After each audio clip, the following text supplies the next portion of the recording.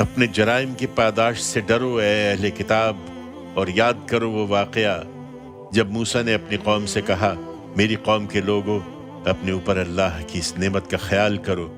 کہ اس نے تم میں نبی بنائے اور تمہیں بادشاہ ٹھہرایا ہے، اور تمہیں وہ کچھ دے دیا ہے جو دنیا والوں میں سے اس نے کسی کو نہیں دیا ہے۔ میری قوم کے لوگوں،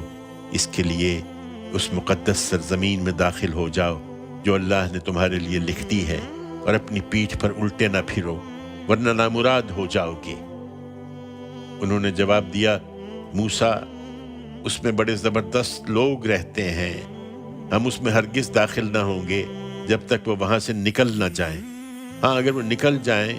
تو ہم یقیناً داخل ہو جائیں گے۔ ان ڈرنے والوں میں 2 شخص البتہ ایسے تھے جن پر خدا کی عنایت تھی۔ انہوں نے کہا، تم اس شہر کے لوگوں پر چڑھائی کر کے اس کے دروازے میں گھس جاؤ،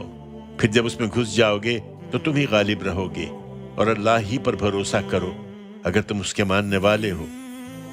لیکن انہوں نے پھر یہی کہا کہ موسیٰ، جب تک وہ وہاں موجود ہیں ہم اس میں ہرگز کبھی داخل نہ ہوں گے، اس لیے تم اور تمہارا پروردگار دونوں جاؤ اور لڑو، ہم تو یہاں بیٹھے ہوئے ہیں۔ اس پر موسیٰ نے دعا کی کہ پروردگار، میری ذات اور میرے بھائی کے سوا کسی پر میرا کوئی اختیار نہیں ہے، لہٰذا تو ہمیں اور ان نافرمان لوگوں کو الگ الگ کر دے۔ فرمایا، یہی بات ہے تو یہ سرزمین 40 برسوں کے لیے ان پر حرام ہے، یہ زمین میں مارے مارے پھریں گے، اس لیے اب ان نافرمانوں پر افسوس نہ کرو۔